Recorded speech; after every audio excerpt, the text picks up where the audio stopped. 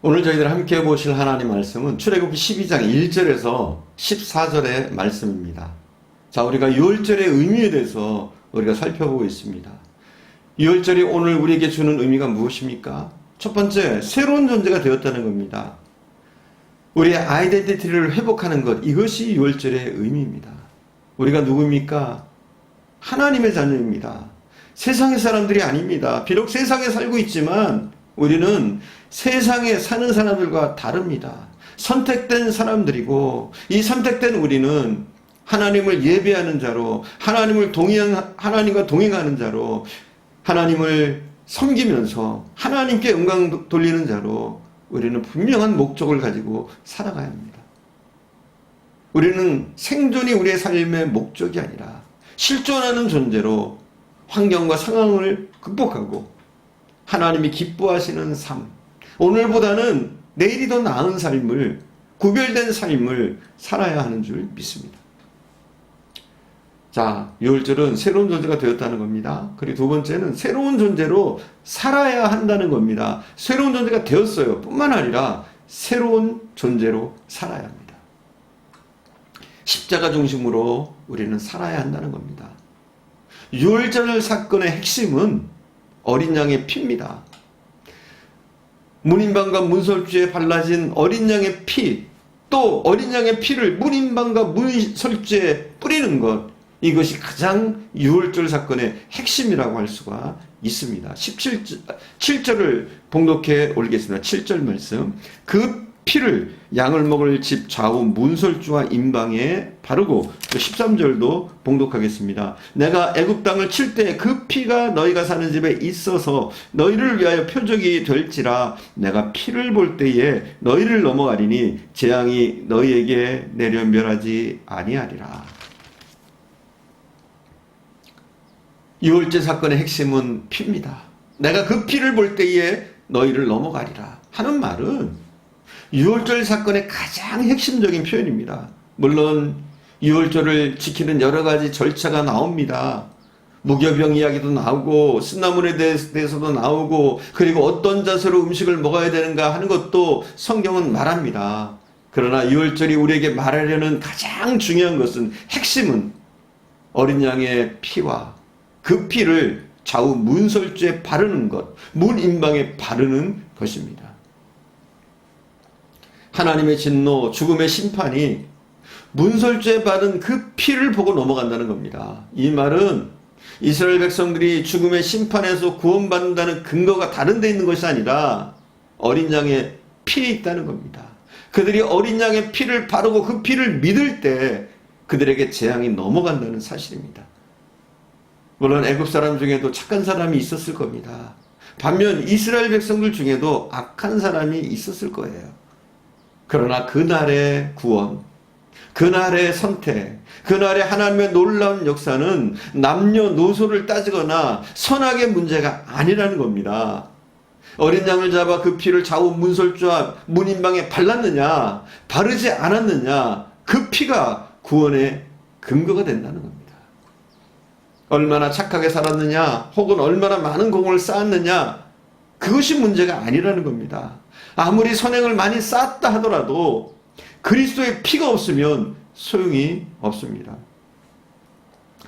하나님이 열어놓으신 구원의 길, 십자가의 길 외에는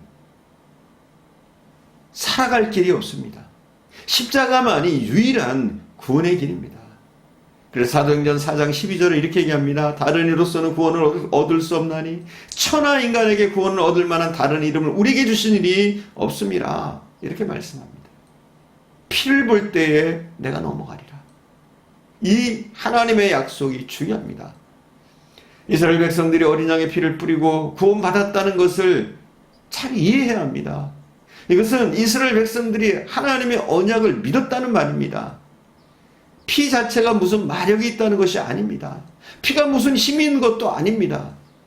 죄를 씻어주는 어떤 생화학적인 효과가 있다는 말도 아닙니다. 그러나 피를 볼 때 내가 넘어가리라 하나님이 약속하셨기 때문이다. 그 약속을 믿고 피를 바를 때 그 피에 능력이 있는 겁니다. 피 자체에 무슨 힘이 있는 것처럼 가르치는 것이 통일교입니다. 그래서 그들은 피가름 의식을 합니다.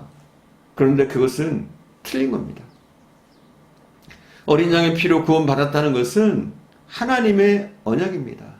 피가 표적입니다. 사인입니다. 마찬가지입니다. 우리가 예수 믿고 구원받는 것은 하나님의 언약 때문입니다. 어떤 언약? 예수 그리스도를 믿는 자를 구원하시겠다는 그 언약. 예수님이 나 대신 십자가에서 피 흘려 죽으셨고 하나님은 그 예수를 믿으면 그 피를 보고 나를 구원하셨고 나의 죄를 씻어줬다는 사실을 내가 믿을 때 하나님의 구원의 약속이, 구원의 은혜가 우리에게 임하는 겁니다.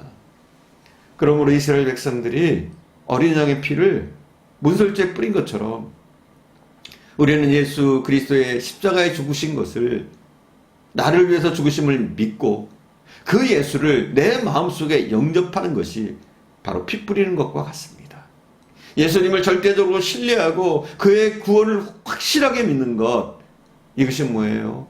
바로 우리가 문임방과 문설주에 피를 뿌리는 것과 같은 거죠. 그러므로 우리가 구원받은 것은 예수 그리스도의 십자가의 사건에 근거합니다. 그렇기 때문에 사도 베드로는 이렇게 외쳤습니다. 너희가 알거니와 너희 조상의 유전한 망령된 행실에서 구속된 것은 은이나 금같이 없어질 것으로 한 것이 아니요 오직 흠없고 점없는 어린 양 같은 그리스도의 보배로운 피로 한 것이다.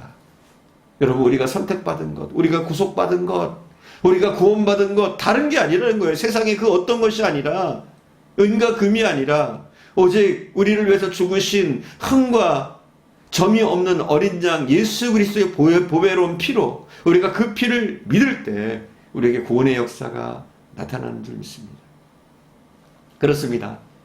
십자가 없는 기독교는, 십자가를 믿지 않는 기독교는 그냥 윤리에 불과합니다. 십자가 없는 기독교는 무당들의 기도와 다를 바가 없습니다. 십자가 없는 기독교는 세상을 살릴 길이 없습니다. 그래서 영국의 유명한 스펄전 목사님은 이렇게 외쳤습니다. 여러분, 나의 강단에는 피가 있습니다.